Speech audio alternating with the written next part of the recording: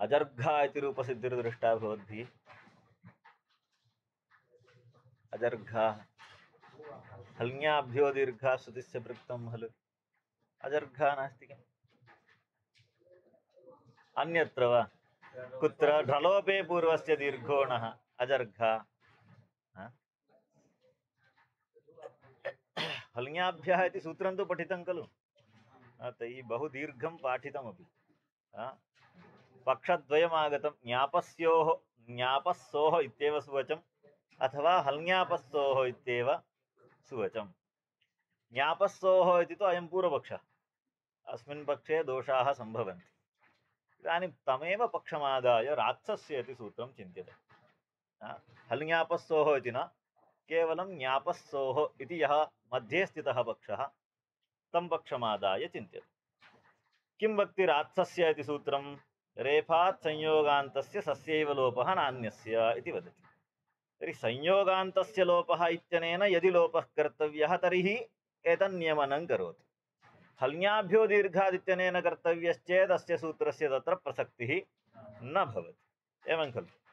तर्हि तकारस्य यदि संयोगान्तस्य लोपः इत्यनेन लोपः कर्तव्यः रेफात् परस्य तर्हि हल्ङ्यादिलोपः कर्तुं शक्यः, परन्तु संयोगान्तस्य लोपः इत्यनेन कर्तुं न शक्यते।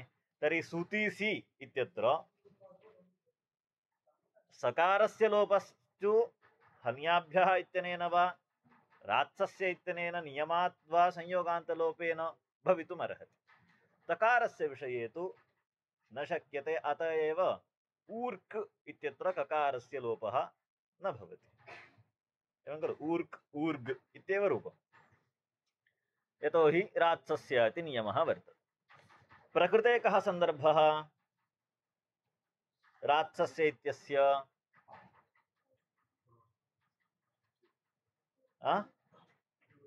कस्यां विभक्तौ? पंचम्ये एकवचने। का रूपसिद्धिः? क्रोष्टुः इति रूपं। का रूपसिद्धिः? क्रोष्टृ शब्दस्य ङस् प्रत्यये अग्रे क्रोष्टृ इत्येव मया उक्तं, पुनः तृजोद्भावः कथं? क्रोष्टृ इत्यस्य कृत उतु इत्यनेन किं क्रियते? उकारः क्रियते। कस्य? सम्यक् विचिन्त्य वदन्तु। किं कस्य क्रियते? ऋकार अकारयोरयम् एकादेशः। एवं। तर्हि एकादेशे रपरः सन्सः प्रवर्तते उरण् रपरः इत्यनेन। अतः क्रोष्टुर् स्। अस्यामवस्थायां संयोगान्तस्य लोपः इत्यनेन लोपे प्राप्ते हल्ङ्यादिलोपस्तु कर्तुं न शक्यः। सूतीसीनां सकारो नास्ति। अतः संयोगान्तस्य लोपः इत्यनेन लोपे प्राप्ते किं क्रियते? रात्सस्य इति नियमः आरभ्यते। तर्हि रात्सस्य इत्यनेन नियमः क्रियते इत्युक्ते विधिः केन कर्तव्यः? संयोगान्तस्य लोपः इत्यनेन कर्तव्यः। परन्तु नियमसूत्राणां विधिमुखेन प्रवृत्तिः। अतः वयं किं कुर्मः? रेफात् परस्य संयोगान्तस्य सस्य लोपम् एतेनैव साधयामः। रूपसिद्धौ संयोगान्तस्य लोपः इति सूत्रम् अस्माभिर्नानीयते। एवं। तर्हि रात्सस्य इत्यनेन सकारस्य लोपे रेफस्य विसर्गे, पदान्ते रेफस्य विसर्गे क्रोष्टुः इति रूपं सिद्ध्यति। एवं खलु। तर्हि तस्मिन् प्रसङ्गे प्रवृत्तः अयं। तत्र इदानीं विचार्यते। रात्सस्य इत्यत्र सकारस्यैव यदि लोपः तर्हि अबिभः इति कथं रूपम्? अबिभः इति कथं रूपम् इति। यतोहि अभिभर्त् इति वर्तते। लङि अभिभर्त् इत्यवस्थायां रेफादग्रे तकारोऽस्ति। हल्ङ्यादिलोपस्तु न शक्यः। यतोहि भवताम् इदानीं न्यासः कः? ज्ञापस्सोः इति न्यासः। एतं पक्षमादाय चिन्ता। हल् ग्रहणमस्ति चेत् पुनः एषा चिन्ता नास्त्येव। पुनः ज्ञापस्सोः इति यः भवतः सिद्धान्तभूतः पक्षः, सिद्धान्तभूतस्तु न सः, मध्ये स्थितः यः पक्षः तस्मिन् पक्षे इह तकारलोपः न स्यात्। कुतः न स्यात्? रेफात् परस्य सस्यैव लोपः इति नियमात् प्रकृते च तकारसत्वात् इति। तर्हि तत्र दोषमार्जनार्थं वयं किं कुर्मः? रात् सस्य इति सूत्रम्। अत्र एकः तकारो वा तकारद्वयं वा इति उच्चारणे तु भेदः न गम्यते। अतः अत्र तकारः अस्ति इति तकारं प्रश्लिष्य रात् सस्य इति विच्छिद्य तकारोऽप्यस्ति इति व्याख्यानं कुर्मः। तर्हि तकारः अत्र वर्तते प्रश्लिष्टः। तर्हि कस्य लोपः रेफात् परस्य इति पृष्टे तकारस्यापि लोपः सकारस्यापि लोपः इत्येवं स्वीकृत्य प्रकृते तकारस्य लोपेण अबिभः इति रूपं सिद्ध्यति इति। एवं खलु? अस्तु, तत्र भवतु। तत्र तु इष्टं लोपश्च भवति। अपरत्र अन्यदपि उदाहरणं दर्शयति अजर्घर्त् इत्यत्र। अजर्घा इति रूपसिद्धिकरणसन्दर्भे खलु अजर्घर्त् इत्यत्र। अत्रापि तर्हि रेफादग्रे तकारः अस्ति। रेफादग्रे तकारः अस्ति। तकारस्य इदानीं कथं लोपः? रात्सस्य इत्यनेन लोपः। तथा च रोरि इत्यादिकं न प्रसज्यते। रोरि इति नास्ति चेत् ढलोपे पूर्वस्य दीर्घोणः इति नास्ति, अजर्घाः इति भवितुं न शक्नोति। का रूपसिद्धिः कर्तव्या? कस्याम् अवस्थायाम्? अजर्घ इत्यवस्थायां। दकारस्य स्थाने तकारः तातः तस्य रुत्वं कृत्वा अस्माभिः रोरि इति लोपं कृत्वा रूपं साध्यते। परन्तु भवतः सूत्रं तु अस्ति संयोगान्तस्य लोपः इत्यस्य अग्रे रात्सस्य इत्यत्र तकारः प्रश्लिष्टः। तर्हि लोपेनैव अत्र वारणं। तकारः लुप्तश्चेत् इष्टं रूपं न सिद्ध्यति इति तस्य शङ्का। तदा वदामः अयं तकारः नास्ति, कस्तर्हि अयं दकारः। कथं तर्हि तकारः श्रूयते? चर्त्वेन अयं तकारः। इदं चर्त्वम् असिद्धम्।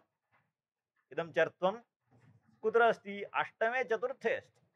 तर्हि इदं चर्त्वम् असिद्धम्। असिद्धमिति कृत्वा इदानीं कः दृश्यते? दकारः दृश्यते। दकारस्य लोपः इति वदति वा रात्सस्य इति सूत्रं? न वक्ति। तस्मात् लोपो न भवति इति तत्र वारणं कुर्मः। अपरं तः दर्शयति कीर्तयति। कीर्तयतेः कीर्त्। कीर्तयतेः कीर्त्। अत्र इदानीं रेफादग्रे तकारोऽस्ति। कीर्तयतेः कीर्त् इत्यस्य रेफादग्रे तकारोऽस्ति। अत्र इदानीं तकारस्य लोपः स्यात् खलु। पूर्वं तु भवता चर्त्वमसिद्धमित्युक्तम्। इदानीं तु चर्त्वं न जातं, स्वाभाविकोऽयं तकारः। स्वाभाविकेन तकारेण तु लुप्तेन भवितव्यं। तर्हि कथं न लुप्यते इति पृष्टे तत्र उत्तरं यथा लक्षणम् अप्रयुक्ते। किमर्थमिदं व्याकरणं? सिद्धे शब्दार्थसम्बन्धे लोकतः अर्थप्रयुक्ते शब्दप्रयोगे धर्मनियमार्थं शास्त्रेण धर्मनियमः। भाष्यकारेण इदमेव उत्तरं दीयते यथा लक्षणम् अप्रयुक्ते। अत्र व्याख्याद्वयम्। यत्प्रयोगविषये ज्ञानं नास्ति तत्प्रयोगविषये यथा लक्षणम्, अर्थात् लक्षणमनुसृत्य सः प्रयोगः साध्यः। एतत् केषां? लक्षणैकचक्षुष्कानाम् अस्माकं। ते तु लक्षैकचक्षुष्काः। ते कथं वदन्ति? यथा लक्षणम् अप्रयुक्ते। यथा अलक्षणम् अप्रयुक्ते। अप्रयुक्तस्य विषये लक्षणम् अलक्षणं भवति। तर्हि शासकं न भवति इत्यर्थः। अयं कीर्त् इत्यादि प्रयोगः क्वापि नैव दृश्यते। यथा पूर्वमपि शब्दरत्ने भवद्भिर्नाधीतं स्यात्। इकोणचि इत्यादौ अयं विचारः कृतः। काव् कलतृ इत्यादि विषये। एवं वृक्षम् आचष्टे वृक्षव् इत्यादि विचाराः पूर्वं तत्र कृताः मनोरमायां। तत्रापि इदमेव उत्तरं यथा लक्षणम् अप्रयुक्ते। अप्रयुक्तस्य विषये लक्षणम् अलक्षणं भवति। अलक्षणं नाम अननुष्ठापकं लक्षणम् अलक्षणम्। अननुष्ठापकम् इत्युक्ते कार्य असम्पादकम् इत्यर्थः। एतत् परिभाषेन्दुशेखरे प्रथमपरिभाषायामेव अस्ति। व्याख्यानतो विशेषप्रतिपत्तिः अलक्षणम्। अलक्षणशब्दस्य कः अर्थः? अननुष्ठापकं लक्षणम् अलक्षणम् इत्येव तत्र व्याख्या। तर्हि यथा अलक्षणं प्रकृते, तस्मात् तादृशप्रयोगस्य अभावात् अत्र शास्त्रस्य अप्रवृत्तिरेव इति। इत्ययं रात्सस्य इत्यस्य मूलभागः। इह तकारोऽपि प्रश्लिष्यते इति पक्षान्तरम्। अयं सिद्धान्तभूतः पक्षो न, यतोहि हल्ङ्यादिसूत्रे हल्ग्रहणमस्ति। तेन सूत्रस्थाने ज्ञापस्सोरिति निष्कर्षे अबिभर्भवान् इत्यादि सिद्ध्यति। अबिभः इति उदाहरणम्। अबिभः इत्यादि सिद्ध्यति। अजर्घर्त इत्यत्र तु चर्त्वस्य असिद्धत्वात् तलोपो न। दकारस्य स्थाने तकारः जातः, इदानीम् अयं दकारोऽस्ति, असिद्धत्वात् तस्मात् लोपो न। ननु कीर्तयते क्विपि कीर्त इह स्यादिति चेत्, अत्र तु चर्त्वेन निष्पन्नो न, तर्हि स्यात् खलु इति पृष्टे। इति चेत् न यथा लक्षणम् अप्रयुक्ते इति भाष्यात्। अग्रे एतेन अवर्वर्त इति व्याख्यातं। वृत्तधातोरपि एतादृशं रूपं साधयित्वा अजर्घाः इतिवत् अवर्वर्त इत्यत्रापि भवतु इति पृष्टे व्याख्यातं यथा लक्षणम् अप्रयुक्ते इति। अतः एव यङ्लुगन्तादिकम् अस्माभिः प्रयोक्तुं न शक्यते इत्येव सिद्धान्तः। यतोहि तद् छन्दोमात्रविषयमिति निश्चितं, लोके तन्न प्रयुज्यते। तर्हि अस्माभिः लोके प्रयुज्यते चेत् खलु अस्माभिः नूतनं साधयितुं शक्यते। अप्रयुक्तविषये इदानीं वच् धातुरस्ति, वक्ति वक्तः वचन्ति इति न कुर्मः। कुतः न कुर्मः? सूत्रमस्ति खलु, झ्वन्तः इति भवति, वच् धातुरस्ति, अन्ति वचन्ति भवेत् खलु। यथा लक्षणम् अप्रयुक्ते, वचन्ति इति न प्रयुज्यते। तद्वदिदानीं सर्वं वचिरन्तिपरः न प्रयुज्यते, वच् धातोः अन्ति इति न भवति।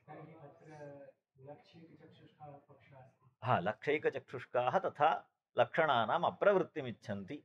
तत् क्रममाश्रित्य अस्माभिः अपि किं कार्यं? निमीलितचक्षुष्कैर्भाव्यते। एतादृशविषये यत्नः न कर्तव्यः। अस्तु। निष्कर्षः इति ज्ञापस्सोरिति निष्कर्षे इति आसीत्, तत्र वदति भाष्यस्थपूर्वपक्षिणः इति शेषः।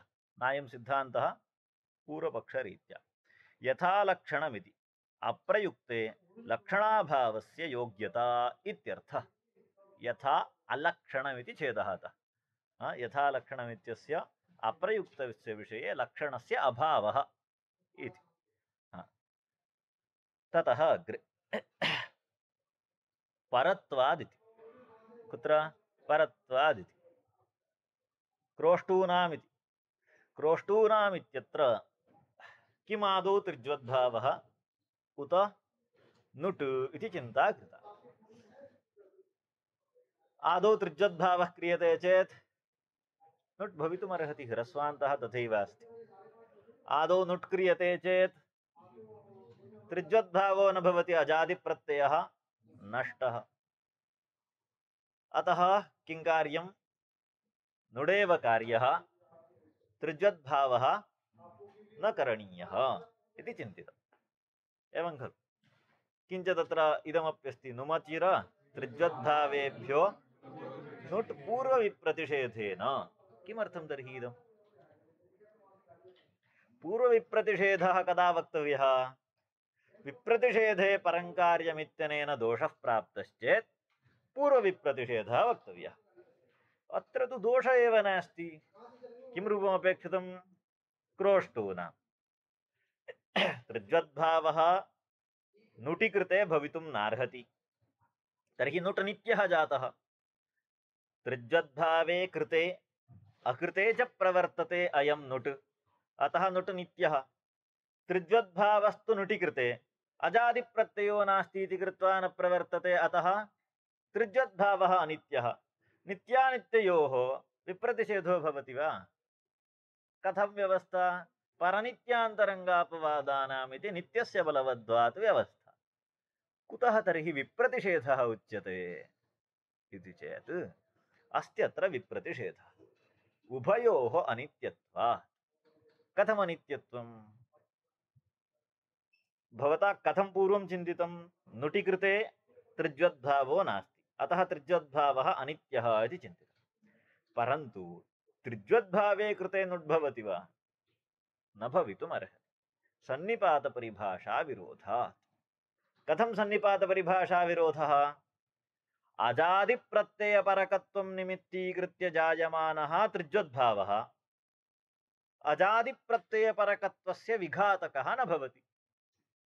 एवं यदि नुट् स्यात् अजादिप्रत्ययः नष्टः, आमिति नावशिष्यते, नाम भविष्यति।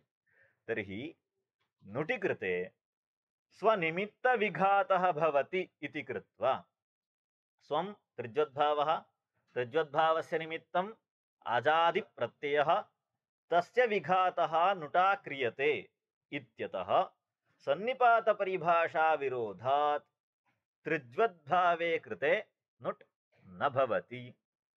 तर्हि नुटि कृते त्रिज्वद्भावो न भवति, त्रिज्वद्भावे कृते नुट् न भवति। तर्हि कोऽपि नित्यो नास्ति अत्र। तर्हि नित्यः कोऽपि नास्ति चेत् उभयोः समबलत्वं। उभयोः समबलत्वे तुल्यबलविरोधः। तुल्यबलविरोधे विप्रतिषेधे सति परं कार्यं। किं परं? त्रिज्वद्भावः एवञ्च त्रिज्वद्भावः प्राप्तः। तस्मिन् प्राप्ते पूर्वविप्रतिषेधः उच्यते नुमचिरत्रिज्वद्भावगुणेभ्यो नुट् पूर्वविप्रतिषेधेन इति। सम्यक् वा? योग्यरीत्या सङ्गतं। तस्मादादौ पूर्वविप्रतिषेधेन नुटि अजादिप्रत्ययपरकत्वाभावात् क्रोष्टूनाम् इति रूपं सिद्धं युक्तम्। अत्र उदाहरणानि कानि? नुम्, नुम् इत्युक्ते इकोचि विभक्तौ इति नुम्। अचिर इत्युक्ते अचिरऋतः, अचिरादेशः अचिरऋतः। अनन्तरं त्रिज्वद्भावः त्रिज्वत्क्रोष्टुः। एवं खलु? तर्हि अत्र अचिरादेशस्य विषये काचित् विचारणा क्रियते। कुत्र इदम् अचिरादेशः इत्युक्ते? अचिरऋतः क्व? स्त्रीलिङ्गे तिस्रः इति उदाहरणे खलु। तिसृजस् इत्यवस्थायां किं प्राप्तम्?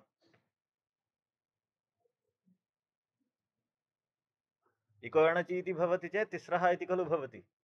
तर्हि इको अणचि इति न भवितुमर्हति इति आदौ वक्तव्यं। तदानीमेव अचिरऋतः इति सूत्रं चरितार्थं भवति। किं प्राप्तं तर्हि? तिसृजस् इत्यवस्थायां जसि च इति गुणः प्राप्तः। ह्रस्वस्य अङ्गस्य जसि परे गुणः प्राप्तः। तिसरः इति रूपे प्राप्ते सूत्रमारब्धम् अचिरऋतः इति। किं रूपं सिद्ध्यति? तिस्रः। द्वितीया बहुवचने तिस्रः। किं प्राप्तं? द्वितीया बहुवचने किं प्राप्तं?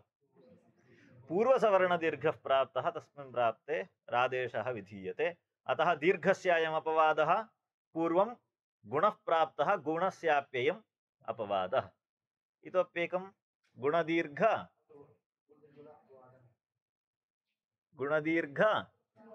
उत्वानाम् अपवादः। उत्वं कुत्र? केवल त्रिसृशब्दे न शक्यते। उत्वं भवति ङसिङसोः।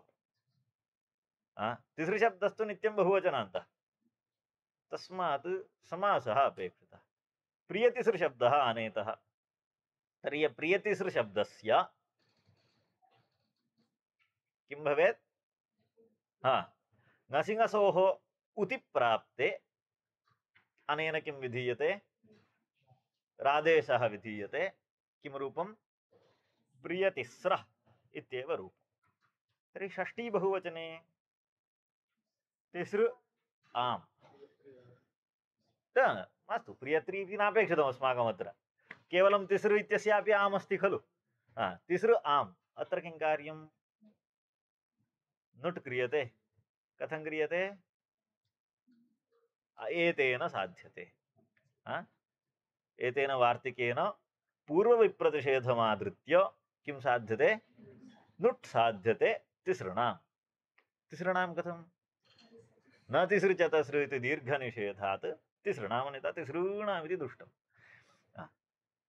अयं खलु क्रमः। अत्र अचिरग्रहणस्य एतानि अत्र प्रयोजनानि। अत्र इदानीं प्रयोजनं तिसृणाम् इत्यत्र। परन्तु अत्र इदानीम् अस्माकम् एकः क्लेशः,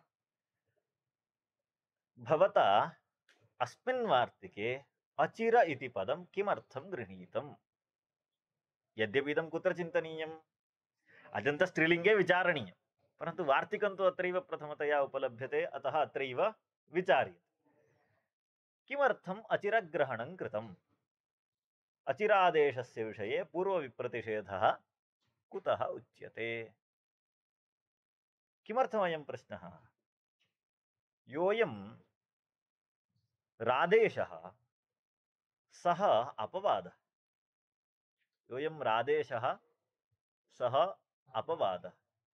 स्वविषये यद्यत् प्राप्तं तस्य सर्वस्य बाधकः।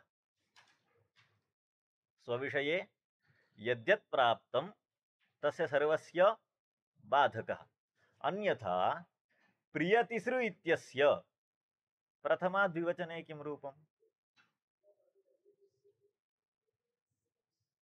प्रियतिस्रौ। किं रूपम् अपेक्षितं? प्रियतिस्रौ। अत्र कः गुणः प्राप्नोति? ऋतोङि सर्वनामस्थानयोः इति गुणः। जसि च इति नास्ति अत्र। अत्रापि बाधः अपेक्षितः। अत्रापि बाधः अपेक्षितः।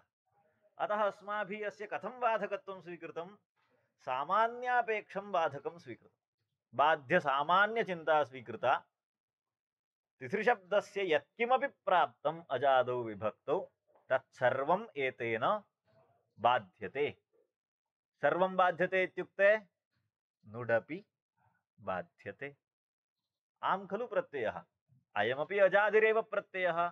तर्हि अजादौ प्रत्यये परतः यत्प्राप्तं तत्सर्वं बाध्यते इति यदि उच्यते तर्हि किमपि बाध्यते? नुडपि बाध्यते। बाध्य सामान्य चिंता, बाध्य विशेष चिंता इति सर्वं कस्य विषये? अपवादस्य विषये। कस्य विषये? अपवादस्य विषये। अपवादस्य विषये विप्रतिषेधः भवति वा? नास्ति वा? अपवादस्य विषये विप्रतिषेधस्य संभवः एव नास्ति। यदि विप्रतिषेधः भवति तर्हि कथं वा अपवादः? अपवादः इत्यस्य कः अर्थः? यत् कर्तृक अवश्य प्राप्तो यः आरब्धः, अर्थात् एतदप्राप्ति योग्ये चारितार्थ्यं नास्ति इत्यर्थः। अप्राप्ति योग्ये चारितार्थ्यमेव यदि नास्ति तर्हि विप्रतिषेधः कथं? विप्रतिषेधः कस्य भवति? तुल्यबलयोः। तुल्यबलत्वं कथं निर्णीयते? अन्यत्र लब्धावकाशयोः एकत्र प्राप्तौ। तर्हि अजादि विभक्तिं त्यक्त्वा अन्यत्र अयं लब्धावकाशः इति वक्तुं न शक्नुमः। यदि तथा वदामः तर्हि अचिरादेशः गुणं दीर्घम् उत्वं सर्वं कथं बाधते? यदि अयम् अपवादो न, अजादौ विभक्तो परतः सर्वं यदि न बाधते तर्हि एकमेव बाधताम्। गुणस्य बाधकः अयं, दीर्घस्य किमर्थं बाधकः? उत्वस्य किमर्थं बाधकः? अतः अत्र किं कुर्मः वयम्? अपवादत्वं निश्चिनुमः। अपवादत्वमस्ति इत्युक्ते स्वविषये यद्यत् प्राप्नोति सर्वं बाधते। बाध्यसामान्यचिन्तया सर्वं बाधते इत्युक्ते नुटमपि अयं बाधते। यदि बाधते अपवादत्वेन तर्हि विप्रतिषेधः कथं प्राप्यते? यदि विप्रतिषेध एव न प्राप्तः तर्हि पूर्वविप्रतिषेधो वा परविप्रतिषेधो वा इत्यादि विचारः कुतः? तस्मादिदं वार्तिकं दुष्टम्। इदं वार्तिकं दुष्टम्। तर्हि यदि दुष्टं तिसृणामिति रूपं कथं तर्हि? स्वविषये यद्यत् प्राप्तं तत्सर्वं तु बाधते। सर्वं बाधते चेत् नुटमपि बाधते। नुट् बाधितश्चेत् श्रूयते नकारः कथम् इति शङ्का। नतिसृ चतसृ इति सूत्रमस्ति। किं वक्ति? एतयोर्नामी नाम कदा लभ्यते? नुट् भवति चेत् नाम लभ्यते। एवं खलु? नुट् भवति चेदेव नाम लभ्यते। अतः किं स्वीकुर्मः? एतद्विषये, किं विषये? नुड् विषये अचिरादेशस्य बाधकत्वं नास्ति इति एकः पक्षः। अचिरादेशस्य विषये अतिरादेशस्य नुड् विषये अपवादत्वं बाधकत्वं नास्ति। अथवा नामी प्राप्तस्य दीर्घस्य निषेधकरणात् ज्ञापकात्। किं? नामी प्राप्तस्य दीर्घस्य निषेधकरणात् ज्ञापकात् नुट् भवति इति ज्ञाप्यते। नुट् अर्थात् इदानीं भेदः अस्ति उभयोः। एकत्र अचिरादेशः नुटः बाधको न भवति इति ज्ञाप्यते एकम्। अपरत्र नुट् भवति इति ज्ञाप्यते साक्षात्। तत्र तु नुट्टः बाधः न भवति इति ज्ञाप्यते, ततः परं नुट् भवति। इदानीं तथा न, साक्षात् नुट् भवति इत्येव ज्ञाप्यते। लाघवात् इदमेव योग्यम्। बाधकं न भवति इत्युक्त्वा पुनः ह्रस्वनद्यापो नुट् इत्यादिना नुटं साधयित्वा प्रक्रियाकरणापेक्षया नामिप्राप्तदीर्घनिषेधात् साक्षात् नुट् भवति इति ज्ञाप्यते लाघवात्। युक्तम् इत्ययम् अत्र विचारः। एतेन किं सिद्धम्? अचिरग्रहणं नास्ति इत्येव सिद्धम्।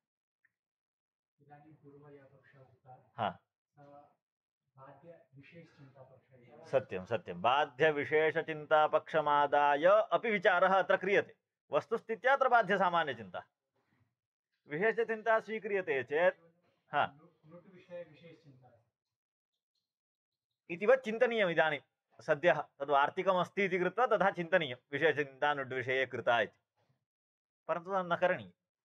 यतोहि अचिरविषये बाध्यविशेषचिन्ता क्रियते चेत् अस्तु एवमेव स्वीकुर्मः। विशेषचिन्ता गुणः इति गुणस्य बाधकत्वं स्वीकृतं। कः गुणः इत्यपि पुनः प्रश्नो भवति विशेषचिन्तायां। किं जसि च गुणः अथवा ऋतोऽङ्गि सर्वनामस्थानयोरिति गुणः? यदि जसि च इति गुणः तर्हि प्रियतिस्रो इति न भवति। यदि ऋतोऽङ्गि सर्वनामस्थानयोः तर्हि तिस्रः इति न भवति। अतः बाध्यविशेषचिन्ता सर्वथा न शक्या। सामान्यचिन्ता एव आदर्तव्या। सामान्यचिन्ता चेत् अचिर इति पृथक् कथं भवति? नुट् कथं पृथक् कर्तुं शक्यः? सामान्ये नुडपि आगतः। अतः एतदेवं कर्तुमेव न शक्यम्। अचिरग्रहणमत्र नापेक्षितम् इत्येव सिद्ध्यते। तर्हि किमर्थं कृतम्? एतावत् कश्चित् चिन्तयितुं न शक्नोति इति कृत्वा साध्यं सुलभग्राह्यं भवतु इति तद्गृहीतं। परन्तु तद्दुष्टमेव। तदर्थं गृहीतं चेदपि दुष्टमेव। कुतः? विप्रतिषेधस्य अभावात् इत्याशयः। पश्यामो वा ग्रन्थं? परत्वादिति न च किमस्ति? नुट् नित्यः इति वाच्यं। कुत्र रूपसिद्धिः दर्श्यते, कुत्र क्रोष्टूनाम् इत्यत्र। न च नुट् नित्यः इति वाच्यं त्रिज्वद्भावे कृते सन्निपातपरिभाषया नुटः दुर्लभत्वात् इति भावः। अतः कस्यापि नित्यत्वं नास्ति, परत्वात् व्यवस्था। ततः अग्रे नुमचिरेति ननु रेण। रेण इत्युक्ते अचिरादेशः, अचिरऋतः। ननु रेण स्वविषये प्राप्तं सर्वं बाध्यं। बाध्यसामान्यचिन्ता। स्वविषये प्राप्तं सर्वं बाध्यं बाध्यसामान्यचिन्ताश्रयणात्। सम्यक्। तथा च वक्ष्यते गुण दीर्घ उत्वानाम् अपवादः। इदं कथं लभ्यते? सामान्यचिन्ता इति कृत्वा। विशेषचिन्ता चेत् एकस्यैव बाधः स्यात्, अन्येषां बाधः कथं वा उच्यते? तर्हि एषा पङ्क्तिः अस्माकम् एतद्बोधिका अत्र बाध्यसामान्यचिन्ता अस्ति इति। तथा च वक्ष्यते। किं वक्ष्यते? गुणदीर्घ यतोहि इतः प्राग् नागतं खलु कौमुद्यां तिसृशब्दे वक्ष्यते। किं वक्ष्यते? गुणदीर्घ उत्वानाम् अपवादः इति। एवञ्च अविशेषात्। अविशेषात् इत्युक्ते सामान्यचिन्ता इति कृत्वा नुटः अस्मात् पृथक्त्वं नास्ति इति कृत्वा कुतः अचि एव नुडपि विधीयते। अविशेषात् नुडप् अनेन बाध्यः। नुडपि अनेन बाध्यः। कथं बाध्यः? अपवादत्वात् बाध्यः। कथं बाध्यः? तत् कथं विप्रतिषेधः? यदि अपवादत्वात् बाधः कथं तर्हि विप्रतिषेधः? उत्सर्गापवादयोः तदयोगात्। तदयोगात् नाम विप्रतिषेध अयोगात् इति चेत् न। कथम् इति चेत् न इति चेत् सत्यं। कुतः सत्यं? भवता उक्तं मया निराकर्तुं न शक्यते। तर्हि किमर्थम् अचिरा इत्युक्तं? तर्हि तद् विवरणीयं। तदत्र वदति। अत एव तदंशे विप्रतिषेधं दूषयित्वा, एतद् वार्तिकं दूषयित्वा नतिसृ इति ज्ञापकात् नुडिति भाष्यकृता उक्तमिति सन्तोष्टव्यम्। अत एव भाष्यकारेण अत्र विप्रतिषेधस्य विषये चिन्ता न कृता। यद्यपि एतद् वार्तिकमस्ति, परन्तु तद् दूषयित्वा भाष्यकारेण नतिसृ इति निषेधाज्ञापकान् नुड्भवति इत्युक्तम् इत्येव सन्तोष्टव्यम्। इदं तु वार्तिकं यथा तत्र दृष्टं तथा अत्र दर्शितम् इति शब्दरत्नकारः विवृणोति। बाध्यसामान्यचिन्ता इति सा च त्रिज्वत्सूत्रे भाष्ये स्पष्टा।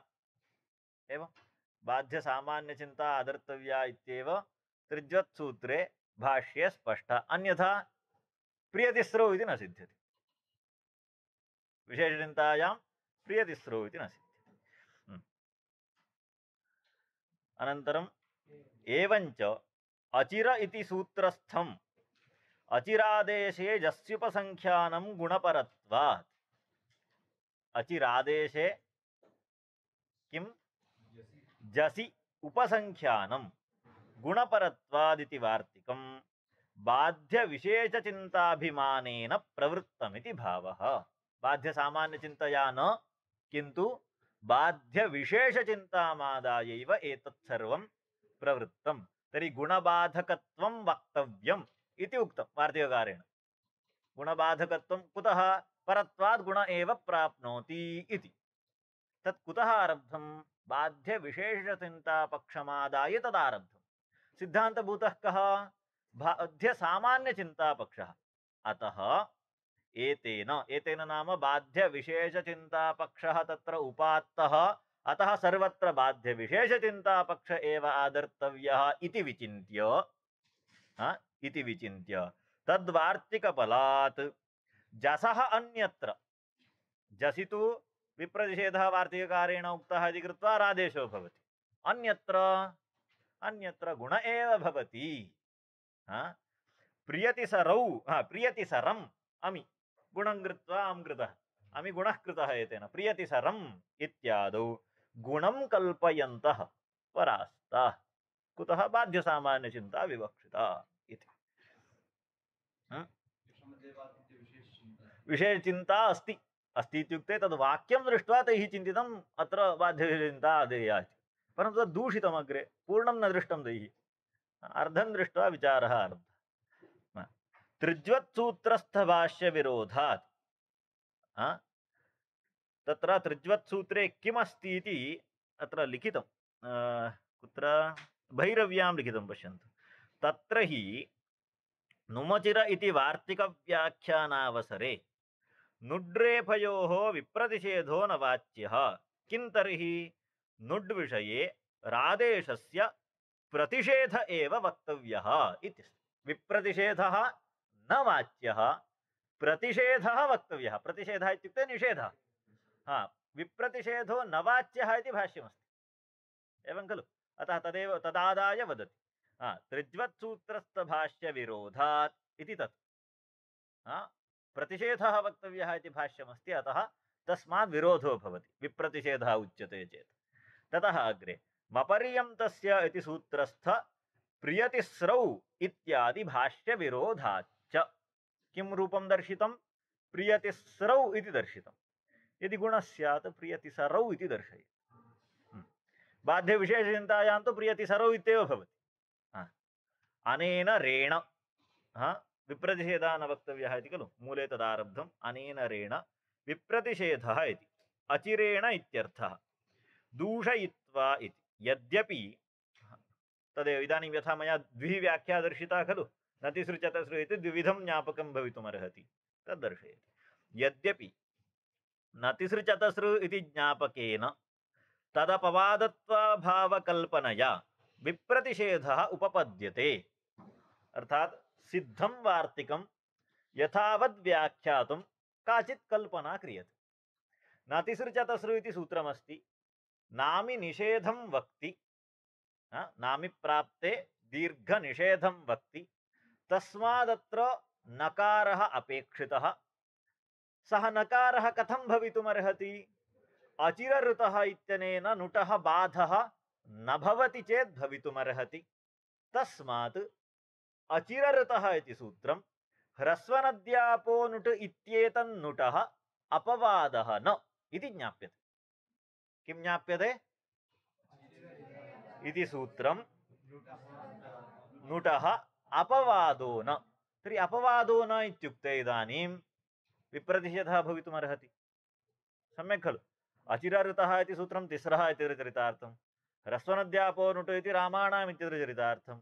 अन्यत्र लब्धावकाशयोः तिसृ आम् इत्यवस्थायां किं प्राप्नोति? विप्रतिषेधः प्राप्नोति। विप्रतिषेधे परङ्कार्यमित्यनेन रादेशः प्राप्नोति। तद्बाधनार्थं वार्तिकमस्ति इति योजनं शक्यते। सिद्धं वार्तिकम् एवं योजयितुं शक्यते इति प्रथमं दर्शितवान्। परन्तु तद् दूषयति पुनः।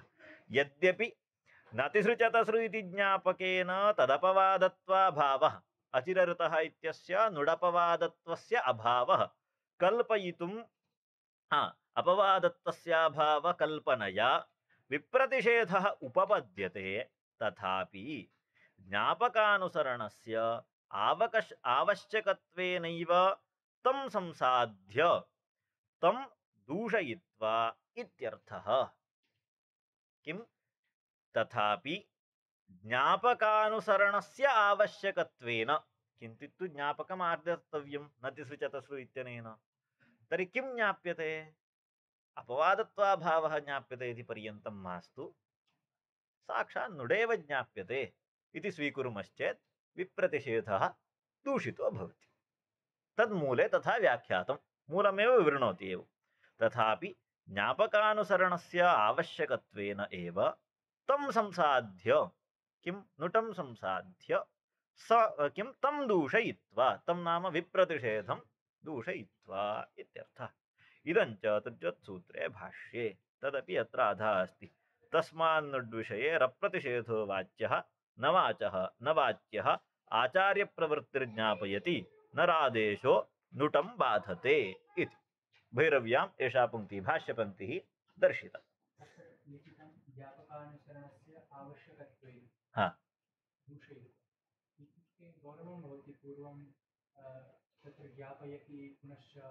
न, पूर्वं कथमासीत्? अपवादत्वाभावः ज्ञाप्यते, अनन्तरं विप्रतिषेधः भवति, ततः पूर्वविप्रतिषेधेन नुड्भवति। अयं क्रमः आसीत्। इदानीं तथा न, साक्षात् नुड्भवति। तर्हि किं लघु? साक्षात् नुट् लघु। अतः तदेव ज्ञाप्यते। तद् ज्ञाप्यते चेत् विप्रतिषेधः भवति वा? न भवति। अतः दूषितः विप्रतिषेधः इत्येवं रूपेण नुड् ज्ञाप्यते। नुड् भवति इति ज्ञाप्यते। ह्रस्वनद्यापो नुट् इत्यनेन नुड् विधीयते। सन्तोष्टव्यमिति तदन्ते पदमस्ति।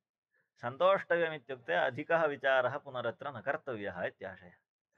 तदत्र लिखति अतिक्षोधस्तदंशे वार्तिके न कार्यः इति भावः।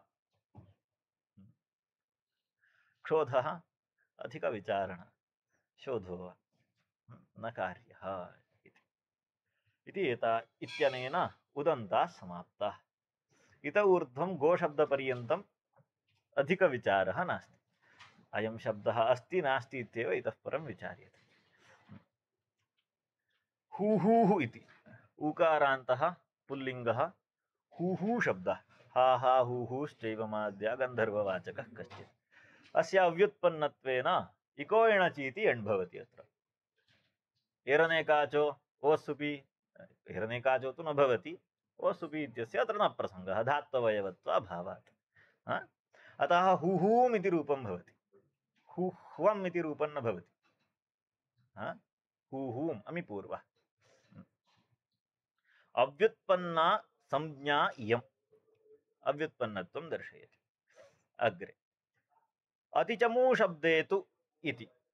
अतिचमू शब्दः चमूम् अतिक्रान्तः अतिचमू। चमू नाम सेना। स्त्रीलिङ्गे वर्तते अयं शब्दः। प्रथमलिङ्गग्रहणञ्च इत्यनेन अस्य नदीसंज्ञा वर्तते। तर्हि हुहुवद्भवति वा? नास्ति। हुहु शब्दे आण्नद्याः आटश्च अम्बार्थनद्यो ह्रस्वः गेरां नद्यां नीभ्यः ह्रस्वनद्यापो नुट् किमपि नास्ति। अस्मिन् तु अस्ति। अतः तयोः भेदोऽस्ति इति विवक्षा।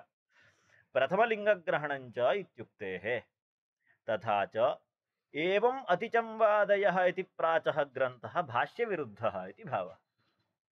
हुहु शब्दं पठित्वा एवम् अतिचंवादयः इति लिखितवान्। कथं भोः हुहु शब्दे तु नदीसंज्ञा नास्ति, अतिचमू शब्दे नदीसंज्ञा अस्ति, तस्मात् रूपे वैलक्षण्यमस्ति, अतः भाष्यविरोधः। प्रथमलिङ्गग्रहणञ्च इति वार्तिकं त्यक्तं भवति। हुहुवत् कुर्मश्चेत् प्रथमलिङ्गग्रहणञ्च इति वार्तिकस्य आशयः त्यक्तो भवति, अतः भाष्यविरुद्धम्। अनन्तरं वर्षाभ्वश्च वर्षाभू शब्दस्य वर्षभू वा वर्षाभू वा? वर्षाभू। वर्षाभू नाम मण्डूकः। तदत्र दर्शयति। तत्सर्वं कोशादिकम् उदाह्रियते। वर्षाभू शब्दः स्त्रीलिङ्गे भवेत्, पुल्लिङ्गे कथमागतः? अयं स्त्रीलिङ्गशब्दः इति शङ्कितुराशयः। तर्हि अजन्तपुल्लिङ्गप्रकरणे वर्षाभू शब्दमादाय वर्षाभ्वश्च इति सूत्रं किमर्थं पठ्यते इति शङ्का। इदानीम् उत्तरं दातव्यं। नास्ति भो, वर्षाभू शब्दः पुल्लिङ्गेऽप्यस्ति। पुल्लिङ्गे अस्ति चेत् सः भवेत् पुल्लिङ्गे। कः सः? वर्षासु भवति इति वर्षाभू इति व्युत्पन्नः अयं शब्दः। कः शब्दः? यौगिकः वर्षाभू शब्दः पुल्लिङ्गे भवितुं शक्नोति। यस्तु मण्डूकादिषु वर्षाभू शब्दः रूढः स तु पुल्लिङ्गे नास्ति, स तु स्त्रीलिङ्गः इति पूर्वपक्षः। नास्ति, स तु पुल्लिङ्गेऽप्यस्ति इति उत्तरं। तस्यैव उदाहरणानि दर्श्यन्ते। वर्षाभू शब्दस्य नित्यस्त्रीत्वात् स्त्रीलिङ्गप्रकरणे एव एतत् सूत्रं वक्तुं युक्तम्। पुल्लिङ्गे तु क्रियाशब्दाभिप्रायेण कथञ्चिद् योज्यमिति व्याचक्ष्युः। केचिदेवं व्याचक्ष्युः। कथञ्चिद् योज्यमिति व्याचक्ष्युः। क्रियाशब्दः इत्युक्ते वर्षासु भवति इति व्युत्पत्तिमादाय जातः शब्दः। कथञ्चिदिति व्याचक्ष्युः तद्रभसा अविचारणेन एतदुच्यते। यदि कोशादिकं दृष्टं स्यात् तेन तर्हि एवं न वदति स्म इत्याशयः। कथं? दर्दुरे हि पुल्लिङ्गोऽयं। दर्दुरो नाम मण्डूकः। दर्दुरे हि पुल्लिङ्गोऽयं। भेके मण्डूकवर्षाभूशालूरप्लवदर्दुरा इति अमरकोशः एव कोशं दर्शयति। तर्हि अत्र इत्यमरोक्तेः भवतु अत्र कथं ज्ञायते? पुल्लिङ्गः इति कथं ज्ञायते? अत्र लिङ्गं किमिति लिखितं नास्ति। किं लिङ्गमिति लिखितं वा वाक्ये? एतावदेव। भेके मण्डूकवर्षाभूशालूरप्लवदर्दुरा एतावदेव अस्ति। कस्मिन् लिङ्गे इति लिखितं नास्ति। एवं खलु? तदा वदति उत्तरं भिङ्गलिङ्गानामिति पुस्तके भिन्नलिङ्गानामिति भिन्नलिङ्गानां न द्वन्द्वः इति तेनैव परिभाषितत्वात्। न तोऽत्र भिन्नलिङ्गानाम् अनुक्तानां क्रमादृते इति स्वयं लिखितवान्। तर्हि संशयाभावसाधनार्थं मया भिन्नलिङ्गानां द्वन्द्वः न क्रियते इत्युक्तम्। तर्हि एते सर्वे समानलिङ्गाश्चेदेव तेन द्वन्द्वः कृतः स्यात्। तर्हि मण्डूकः पुल्लिङ्गे, तर्हि वर्षाभू पुल्लिङ्गे एव भवेत्। तस्मात् दर्दुरवाचकः अयं पुल्लिङ्गोऽस्ति, अतः एषा शङ्का दुष्टा। एक एव कोशो न, अन्येपि कोशाः सन्ति मधस्थे, तान् दर्शयति। भेक्यां पुनर्नवायां स्त्री, भेकी नाम मण्डूकी, स्त्री मण्डूकः। भेक्यां पुनर्नवायां स्त्री वर्षाभूदर्दुरे पुमान्, अस्मिन् तु लिङ्गनिर्देशः साक्षात् कृतः। वर्षाभूदर्दुरे पुमान् इत्यस्ति, अतः पुंसि अयं वर्षाभू शब्दः मण्डूकार्थे वर्तते। अत्र पाठभेदं दर्शयति। एवं नास्ति एव, पुमान् इति शब्दः नास्ति तत्र, अन्योपि पाठः अस्ति। इति यादवकोशात् दर्दुरे शनि इति पाठान्तरं। पुमान् इति पदं नास्ति तत्र, शनि इति। शनि शब्दस्य का अर्थः? पुमान् इत्येव अर्थः। शनि इति प्राचां पुम् अर्थे संज्ञा वर्तते, तद्वदति। शनि इति पुल्लिङ्गस्य प्राचां संज्ञा, अतः वर्षाभूशब्दस्य पुल्लिङ्गे पाठः।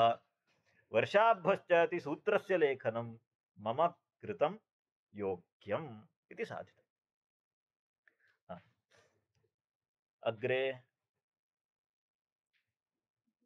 दृभति इति का शब्दः आरब्धः?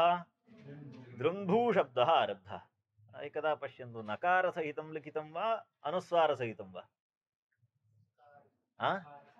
दृन्भू अयं शब्दः। तर्हि दृम्भू शब्दो न, कः शब्दः? दृन्भू। अत्र नश्चापदान्तस्य झलि इति न कृतं। कुतः न कृतं? कर्कन्दू दुदुषु इत्यत्र निपातितत्वं नकार एव दृश्यते। तस्मात् तद्दर्शे दृभी ग्रन्थे तुदादिः तस्य अयं नुमागमेन निष्पन्नः दृन्भु इति शब्दः। इतः परं तदेव चिन्त्यते। एते ऊकारान्ताः यथा पूर्वम् ईकारान्ते संशयः, तद्वद् ऊकारान्तेऽपि एतेषां संशयः। संशयानां निवृत्तिरेव क्रियते। इतः पूर्णकण्डिका तथैव अस्ति। उदाहरणबाहुल्यं व्युत्पादितः इति। व्युत्पादितः कथं व्युत्पादितः? कूप्रत्ययेन व्युत्पादितः। ऊकारः अस्य प्रत्ययस्य। कस्य? ऊकारः प्रत्ययस्य। प्रत्ययस्य ऊकारः इति कृत्वा किन्न भवति? गुणस्य प्राप्त्यादिकं नास्ति। इकोर्णचि इत्येव एण् कर्तव्यः। सारी, गुणस्य न, किम् ओसुपि इत्यादि प्राप्तिर्नास्ति, इकोर्णचि इति एण अत्र भवितव्यम्। अस्तु, तदेव इतः परं विवृणोति। यदपि उज्ज्वलदत्तेन दृम्भूरिति पवर्गद्वितीयं पठित्वा, भकारो नास्ति, पवर्गः दृम्भू इति पठित्वा दृम्भेः नलोपाभावो निपात्यते इति व्याख्यातम्। अंदू दृम्भु इत्यादिना किं निपात्यते? नलोपाभावो निपात्यते। दृम्भु कुतः? तत्र अग्रे कित् प्रत्ययः अस्ति, नलोपः प्राप्तः, तदभावः निपात्यते। तस्मात् कः अयं दृम्भूः इति। तथापि वृत्त्यन्तरेषु दृभी ग्रन्थे इत्यस्मात् डू प्रत्यये, कू नास्ति, अयं डू प्रत्ययः, नुमागमो निपात्यते इत्युक्तम्। अत्र कः धातुः स्वीकृतः? दृभी इति धातुः स्वीकृतः। दृभी ग्रन्थे अस्माभिः स्वीकृतः कः? दृभी ग्रन्थे। एतैः स्वीकृतोऽपि दृभी ग्रन्थे। एतत् स्मृत्वा गन्तव्यं। अग्रे अन्ततः गत्वा पुनः प्रत्याख्यानं करोति, कस्य किमर्थं प्रत्याख्यानम् इति न बुध्यते पुनः। एतत् स्मरन्तः गच्छन्तु, कः कः अत्र पक्षः आगच्छति। माधवोऽप्यागच्छति पुनः।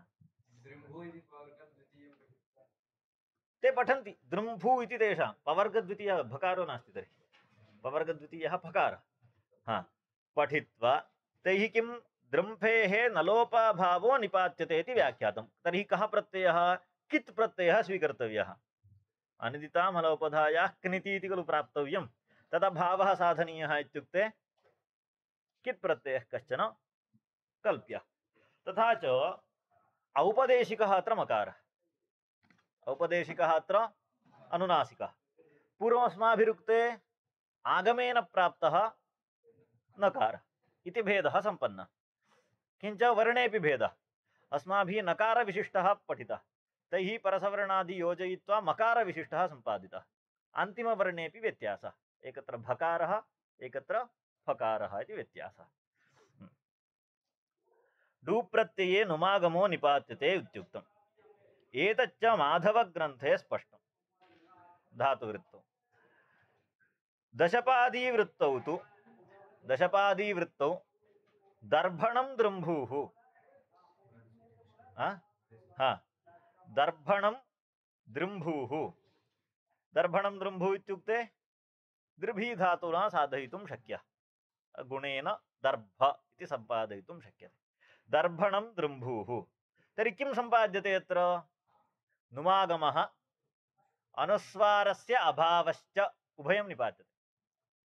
नुमागमः अनुस्वारस्य अभावश्च निपात्यते इति वदति सः। अनुस्वारश्च निपात्यते, क्षन्तव्यः, अनुस्वारश्च निपात्यते। तर्हि बिन्दुसहितः। अतः मया पृष्टं पुस्तके किं लिखितमिति। कौमुद्यां नकारविशिष्टः लिखितो वा अनुस्वारो वा? तत्र नकारविशिष्टः। एतेन कथं गौरवं सम्पादितं पश्यन्तु। किं निपात्यते? नुमागमः। तस्य पुनः किं निपात्यते? अनुस्वारः।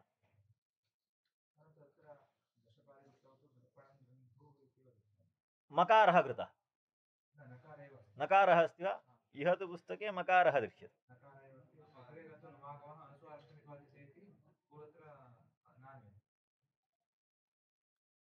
न निपात्यते इत्युक्तं केन? दशपदीवृत्तौ।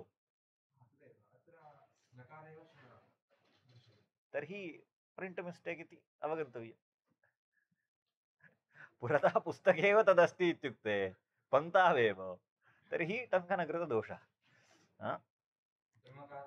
नुमागमः अनुस्वारश्च निपात्यते इत्यस्ति पुस्तके।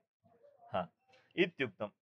अयमूकारो न धातोः इति उवङः अप्रसङ्गात् इको एणचीति यण्।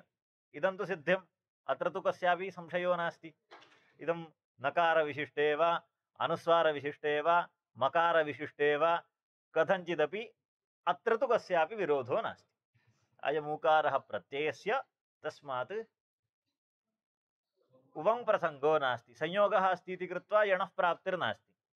अतः उवङः प्राप्तिरासीत्, तदपि नास्ति, प्रत्यय उकारत्वात् इत्युक्तम्। स च अमिपूर्वः।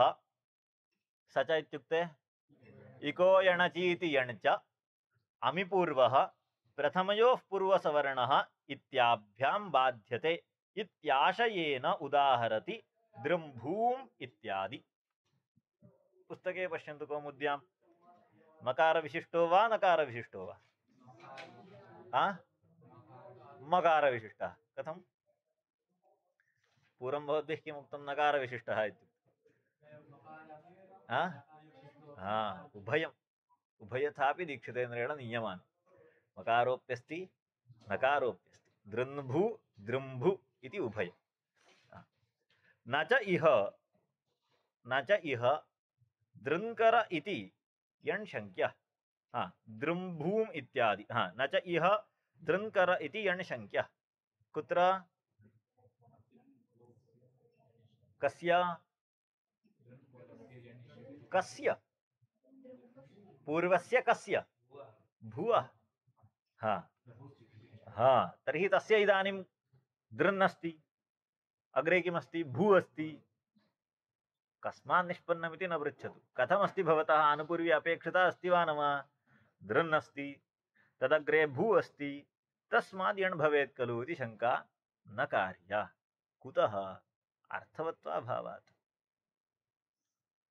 अर्थवद्ग्रहणे न अनर्थकस्य। न च इह दृङ्कर इति यण् शङ्क्यः।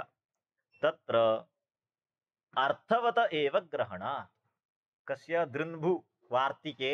तत्र इत्युक्ते वार्तिके अर्थवतः दृन् इत्यस्याप्यर्थो अस्ति, भू इत्यस्यापि अर्थः तत्र अस्ति। प्रकृतदृन्भू शब्दे तु अर्थाभावात् अर्थवद्ग्रहणेनानर्थकस्य इति परिभाषया यणाशंका न कार्या वारिता। अस्य तु अस्य इत्युक्ते प्रकृते वर्तमानदृन्भू शब्दस्य तु अस्य तु दृन् शब्दस्य भूशब्दस्य च अनर्थकत्वादिति भावः। मकारविशिष्टोऽपि परसवर्णः असिद्धः इति स्वीक्रियते चेत् नकारविशिष्टः, एवं खलु? अतः उभयत्र समानाशंका। अस्य तु दृन् शब्दस्य भूशब्दस्य च अनर्थकत्वात् इति भावः। एवञ्चायं किं वत् भवेत्? हूहूवत् इति फलितम्। सम्यक्, कोऽपि दोषो नास्ति अत्र। श्रीपतिमतेन आह। अग्रे अग्रे किमस्ति पुस्तके? दृन् दृन् इति नान्तं हिंसार्थम् अव्ययम्। ततः भूशब्दः, ततः भू इति वर्तते। तर्हि दृन्भू, तर्हि एकस्य अर्थो अस्ति, अपरस्यापि अर्थो अस्ति, दृन्भू इति निष्पन्नम्। दृन् इति माधवस्तु अन्दूदृम्भू इत्यादि सूत्रेण दृढशब्दे उपपदे कू प्रत्ययः, दृढशब्दे उपपदे कू प्रत्ययः उपपदस्य दृन्नादेशश्च निपात्यते इत्याह। अस्यैव दृन्भू शब्दस्य उत्पत्तिभेदः। अस्माभिः दृन् इति अव्ययमिति पूर्वं व्याख्यातं। माधवः किं वदति? दृढा भूः अथवा दृढम् इति वा स्वीकृत्य दृढशब्दस्य दृन् इत्यादेशः भू इति वर्तते, तस्य अग्रे कू इति प्रत्ययः। इदानीम् अग्रे किं करणीयम्? अनयोर्मध्ये सवर्णदीर्घः। भू उकारस्य कू उकारस्य च सवर्णदीर्घः। किं निष्पद्यते? दृन्भू इति निष्पद्यते। एवं पूर्वान्तवद्भावेन अयम् उकारः धातोरवयवः। पूर्वान्तवद्भावेन अयम् उकारः धातोरवयवः। अस्माभिरुक्ते स्वयं धातुः उकारः अस्ति। तर्हि दृन्भूः इति। अनन्तरं दृम्भूः नाम कः इति अत्र विवरणं करोति। तरुः सर्पजातिभेदः इति केचित्।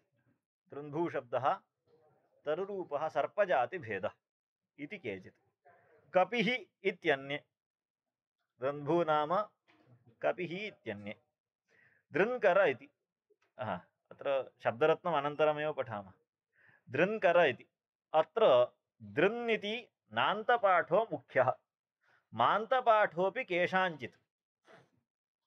अन्यथा मकारान्तः पाठः न क्रियते चेत् अनुस्वारं कृत्वा परसवर्णः कुर्वश्चेत् दृम्भू इत्येव भवति, दृन्भू इति न लभ्यते। अतः नान्तपाठो मुख्यः। यदि भवता इदानीं नान्तपाठे अनुस्वारः क्रियते, परसवर्णः क्रियते, तदानीं दृम्भू इत्यपि साधयितुं शक्यते। परन्तु मान्त एव पठ्यते चेत् नकारस्तु न लभ्यते इति दोषः अस्ति। अतः कः पाठः मुख्यः? दृन् इत्येव पाठः, नान्तपाठो मुख्यः। अनन्तरं वर्षाभ्वश्च। वर्षाभूशब्दस्य यणिष्यते। वर्षा वक्तव्यः इति। वर्षाभ्वश्च इति चकारः अनुक्तसमुच्चयार्थः।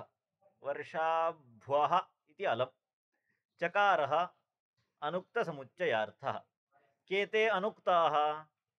वार्तिके गृहीताः। ते सर्वे वार्तिके गृहीताः, सूत्रे अनुक्ताः। तेषां संग्रहार्थः अयं चकारः। यतोहि भाष्ये अनुवृत्त्यर्थकाः सर्वे चकाराः प्रत्याख्याताः। चानुकृष्टं नोत्तरत्र इति एका परिभाषा अस्ति। तत्र एव अयमपि विषयः लिखितः। अनुवृत्त्यर्थं यः चकारः लिख्यते सूत्रेषु सः नापेक्षितः। कथं ज्ञायते? तृतीयसूत्रे एव ज्ञायते। इको गुणवृद्धि इत्यत्र चकारं विना अपि गुणवृद्धिशब्दस्य अनुवृत्तिर्भवति वा न वा? यदि चकारः एव अनुवृत्तिसाधकः तर्हि अत्रापि अपेक्षितः। यदि चकारं विना व्याख्यानतः अनुवृत्तिः भवति तर्हि चकारः व्यर्थः। अतः केवल अनुवृत्त्यर्थकः चकारः प्रत्याख्यातः। प्रकृते तर्हि चकारः किमर्थः? अनुक्तसमुच्चयार्थः। यणः अनुवृत्त्यर्थो न इति योजयति। चकारः अनुक्तसमुच्चयार्थः। अनुक्तञ्च भाष्यवार्तिकबलात् निर्णेयमिति भावः। अनुक्तं सर्वं मदिष्टं योज्यते इति न, भाष्यवार्तिकबलात् किम् अनुक्तमिति निर्णेयम्।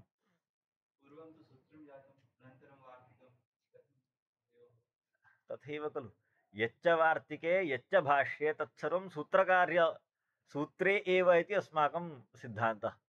अतः प्रत्याख्यानसन्दर्भेऽपि वयं सूत्रार्थः सः इति सम्पाद्यैव प्रत्याख्यानं कुर्मः।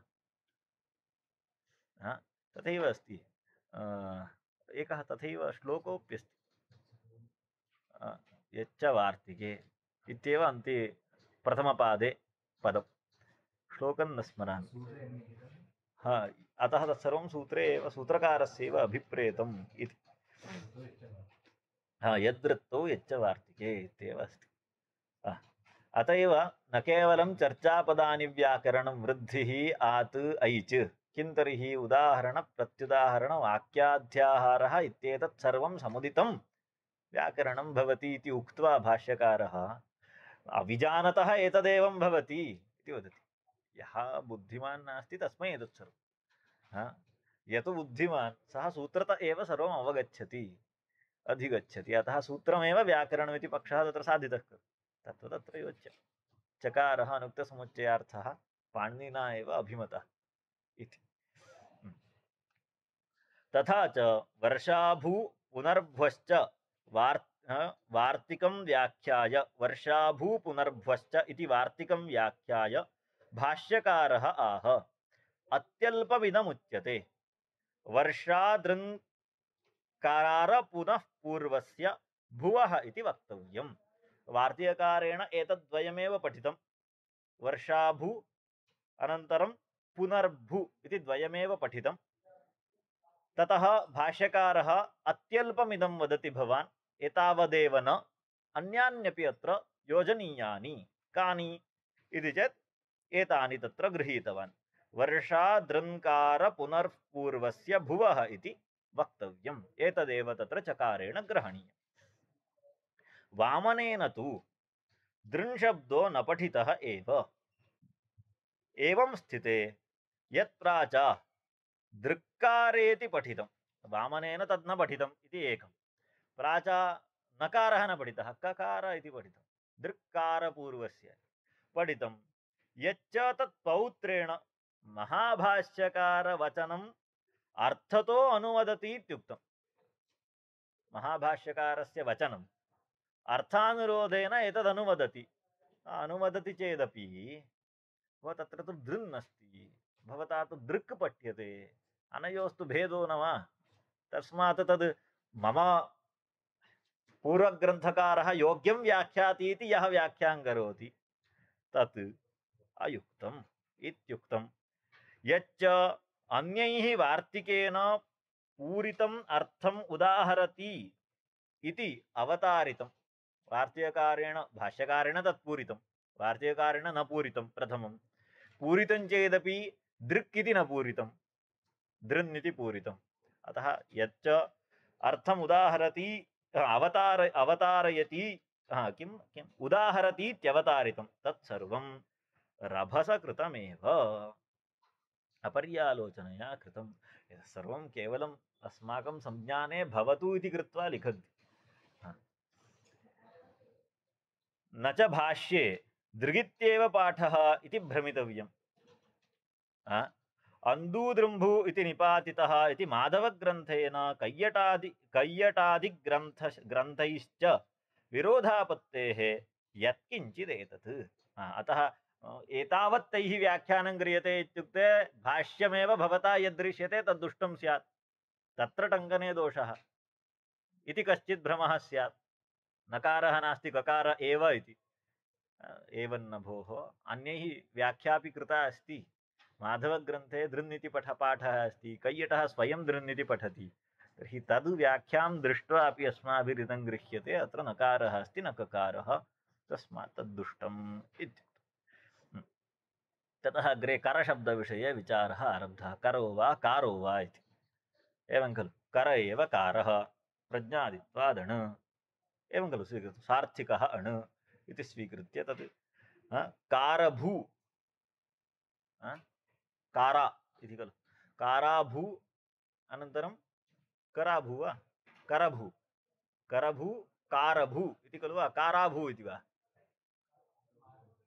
किं कृतं कारभू वा काराभू वा कारभू अत्र इदानीं काराभू विषये चिन्ता क्रियते कारभू न काराभू विषये चिन्ता क्रियते दीर्घपाठे अयञ्च भाष्य वृत्त्यादि बहुग्रन्थसम्मतः पाठः दीर्घपाठः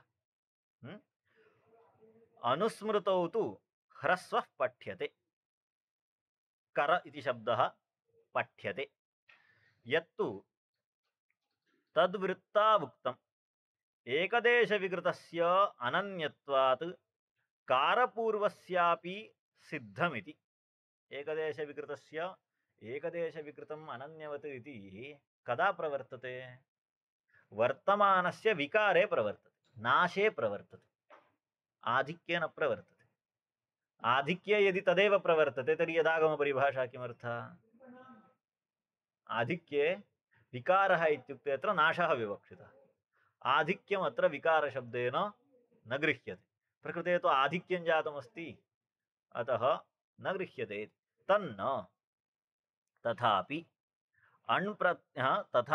अण्प्रत्ययविशिष्टस्य अन्यत्वात् यदि गृह्यते अथापि अर्थ एव भिन्नः खलु करशब्दस्य अन्य एव अर्थः अण्प्रत्ययविशिष्टस्य अन्य एव अर्थः तस्मात् तयोः अर्थे एव वैलक्षण्यात् ग्रहणं न भवति अस्य सर्वस्यापि शब्दरत्ने ईषदीषद् व्याख्या अस्ति तस्मात् ह्रस्वपाठे कारपूर्वकस्य उवङेव तथा दीर्घपाठे करपूर्वस्य उवङ इति विवेकः अतः भवता तत्र यद् गृह्यते तदनुगुणं रूपसिद्धिः कार्या यदि वार्तिके करशब्दः तर्हि काराभू शब्दे उवङ कर्तव्यः वर्षाभ्वश्च इति न प्रवर्तते यदि करशब्दः न कारशब्दः एव पठितः तर्हि करभू शब्दे ओङेव कर्तव्यः न यण् इति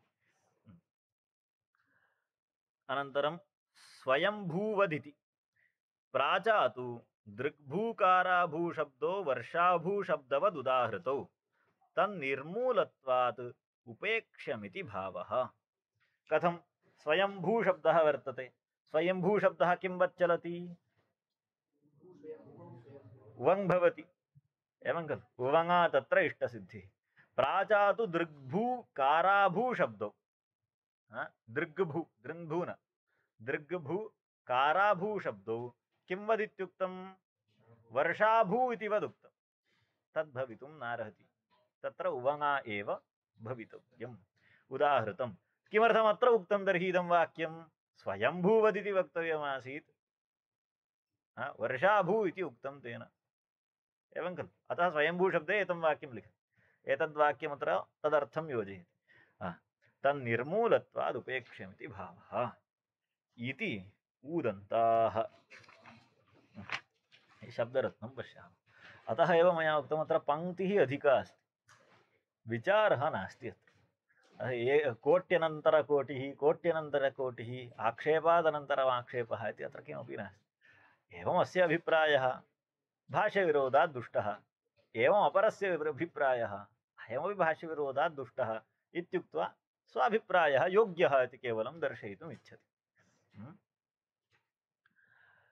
अनन्तरं दशपदी वृत्तिः दशपादी वृत्तौ तु दर्भणं दृम्भूः इत्युक्त्वा किं किं निपात्यते नुमागमः अनुस्वारश्च इत्युक्तं तत्र वदति अत्र अरुचिबीजं तु दशपदी वृत्तौ तु इति उक्तमस्ति तुकारस्य अस्वारस्य प्रापकत्वं दर्शनीयं किम् अस्वारस्यं तद्वदति नुम् निपातनं व्यर्थं यदि भवतः अनुस्वारस्यैव अपेक्षा साक्षात् अनुस्वारं वदतु नुमं कृत्वा तस्य नुमः अनुस्वारं कृत्वा द्वयं किमर्थं न च परसवर्णः तथा वदति नुं कृत्वा पुनः मया अनुस्वारस्य निपातनं परसवर्णेन मकारो न भवति इति वक्तुम्।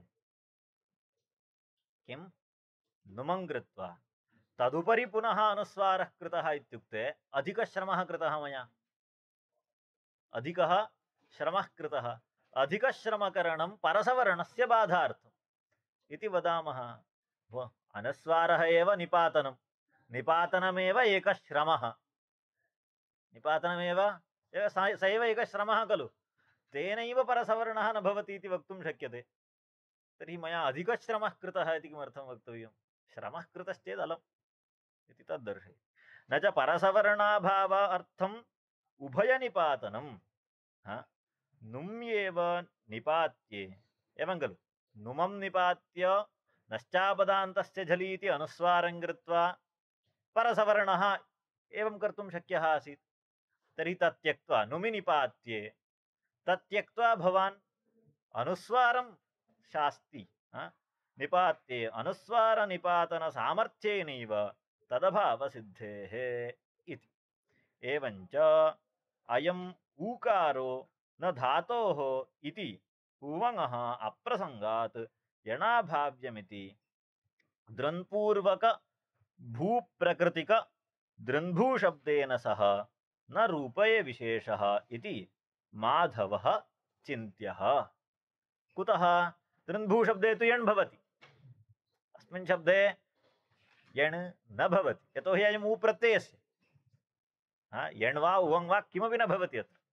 तस्मात् तत्साजात्यं वदन् माधवः अत्र चिन्त्यः। अवगम्यते? पङ्क्तौ कोऽपि क्लेशस्तु नास्ति। अग्रे निपात्यते इति एकदेशस्य एकादेशस्य पूर्वान्तत्वेन भूत्वमिति भावः। कुत्र निपात्यते?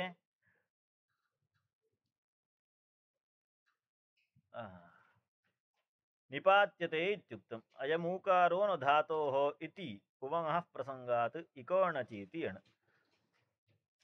पुनः निपात्यते इति तु नास्ति खलु। निपात्यते इत्याह एवम् उपपदस्य दृन्नादेशश्च निपात्यते। एकादेशस्य पूर्वान्तत्वेन भूत्वमिति भावः। अस्मिन् कुप्रत्ययः अस्ति, दृढ उपपदं भूशब्दः भूधातुः, तस्य अग्रे कु इति प्रत्ययः, दृढ इत्यस्य दृन्नादेशः, दृन् भू ऊ इत्यस्ति, अत्र एकादेशः जातः। अयम् एकादेशः पूर्वान्तवद्भावेन धातुर्भवति इति कृत्वा यण अत्र भवितव्यं। तस्य विवरणं मूले यद् व्याख्यातं तदानीं तदेव अस्ति। एकादेशस्य पूर्वान्तत्वेन भूत्वमिति भावः वार्तिकमिति। एतेन भाष्ये पूर्वग्रहणं व्यवहितेपि दृङ्कर पुनः पूर्वस्य इत्यत्र पूर्वग्रहणमस्ति खलु, तत् पूर्वग्रहणं दृन् भू मध्ये किमपि अस्ति चेदपि यण् भवति इति वक्तुम्। मध्ये किञ्चिदस्ति चेदपि यण् भवति इति वक्तुं तत्र पूर्वग्रहणम्। अन्यथा किं भवति स्म? दृन् इत्यस्य अग्रे भू इति यदा भवति, अव्यवहितपरकः यदा भवति, तदानीमेव यण् इति भवति स्म। अत्र पूर्वग्रहणम् अव्यवहित इत्यर्थस्य नाशार्थं। व्यवहितेपि अर्थात् दृन् उत् भू इत्यस्ति, मध्ये उदित्युपसर्गः अस्ति, इदानीमपि यण् भवति इति वक्तुम् इति केचित् व्याख्यानं कुर्वन्ति। तदत्र वदति एतेन भाष्ये पूर्वग्रहणं तत्र किमस्ति? वर्षादृन्कार पुनः पूर्वस्य इतर पूर्वग्रहणं व्यवहितेपि मध्ये शब्दान्तरेण व्यवधानेपि प्रवृत्त्यर्थं यण् प्रवृत्त्यर्थं तेन वर्षोद्भूः वर्ष उत् भू इत्यस्ति। अत्र उत् इति मध्ये व्यवधायकः अस्ति चेदपि यण् भवति इत्येतदर्थम् इति कैश्चित् व्याख्यातम्। इत्यादावपि यणिति परास्तम्, कैश्चित् व्याख्यातं तत्परास्तम् इति। कुतः?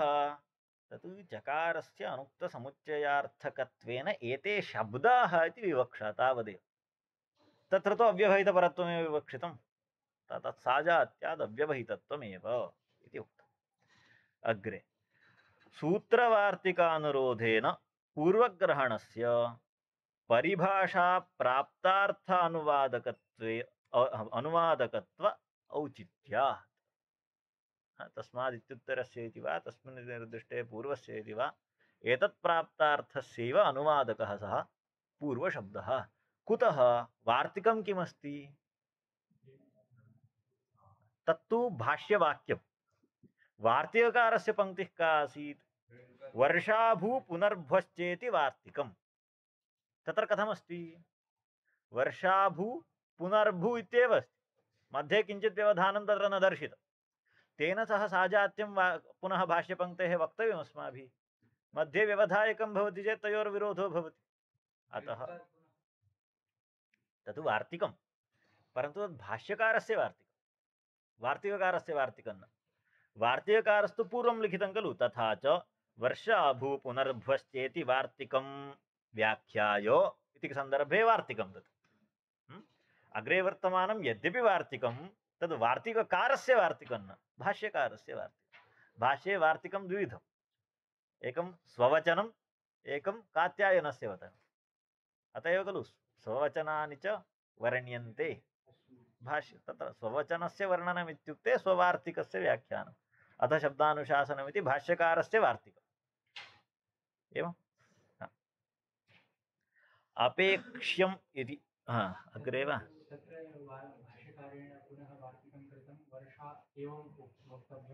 वर्षादृङ्कार पुनः पूर्वस्य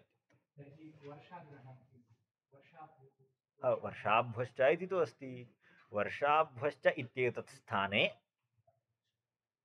एतानि योजनीयानि इत्यर्थः। एवं भोः, वर्षाभ्वश्च इति सूत्रमस्ति। भवताम् अत्र वार्तिकम् उदाहरणार्थं दर्शय। अनाम्नवति नगरीणाम् इति वाच्यं, सूत्रे एव अनाम् इत्यस्ति। किमर्थं पुनः अनाम्नवति नगरीणाम् इति वाच्यं? समानमेतदपि, कः भेदः? तत्र अयं प्रश्नः न कृतः भवद्भिः। अनाम्नवति नगरीणाम् इति वाच्यम् इत्यस्य अनाम् इत्येतत् प्रत्ययः निष्कास्य तत्स्थाने अनाम्नवति नगरी इति वक्तव्यम्। तद्वदत्र वर्षाभ्वश्च इत्येतदपहाय एतत् पूर्वस्य भुवः इति वक्तव्यम् इति योजना समानम्। अग्रे उपेक्ष्यमिति काराभूः इत्यत्र, काराभूः इत्यत्र कारशब्दः, इदम् अन्यस्य शब्दस्य विचारः आरब्धः। अत्र काराभू, कारभू नास्ति, करभू अपि नास्ति, अयं काराभू। काराभू इत्युक्ते अत्र पुनः टाबप्यस्ति, यङश्चाबिति वा चाब्वा प्रत्ययान्तरमस्ति अत्र, स्त्री अन्तः। तद् काराभू इत्यत्र काराशब्दः करोतेः ण्यन्तात्, कारयति इत्यस्मिन्नर्थे कारी इत्यस्मात् करोतेः ण्यन्तात् किमस्ति? ण्यन्तात् बिदादि अङि, षिद्बिदादिभ्योङ् इत्यनेन अङि निलोपे कार इति पुनः सम्पन्नं। ततः स्त्री प्रत्यये टापि कारा इति शब्दः निष्पन्नः। एवं वा? निष्पन्नः बन्धनगृहवाचकः काराग्रहः इत्युच्यते। प्रिजन् खलु, जैल्, तस्य काराग्रहः इत्युच्यते।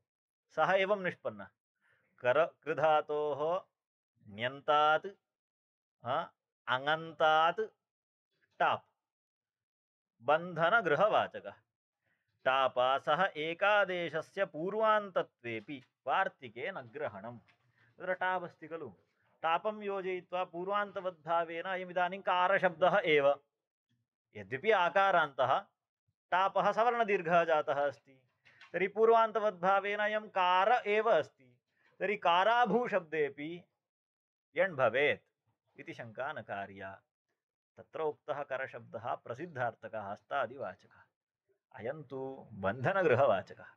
तयोः अर्थेऽपि वैलक्षण्यमस्ति, तस्मात् ग्रहणं नास्ति तस्य इति विवक्षा। पूर्वान्तत्वेऽपि वार्तिके न ग्रहणं न प्रसिद्धत्वेन ह्रस्वपाठ किमस्ति वाक्यतया च किमस्ति प्रसिद्धत्वेन प्रसिद्धत्वेन नाम प्रसिद्धार्थवत्वेन इति एकं योजनं द्वितीयः हेतुः कः ह्रस्वपाठैकवाक्यतया च हस्तवाचकस्यैव ग्रहणम् इति भावः अतः अत्र बन्धनगृहवाचकस्य काराशब्दस्य ग्रहणं नास्ति अतः काराभूशब्दे यणन कर्तव्यः इति सिद्धम् तर्हि किं कर्तव्यं काराभूशब्दे उवं कर्तव्यः अचिष्णुधातु इत्यस्य तु बाधो नास्ति भवतु अत्र मध्ये स्थगयामो वा ऋकारान्ते नृच इत्येतद् आरभ्यते वदामि मध्ये स्थगयामो वा इत्येव उक्तं मया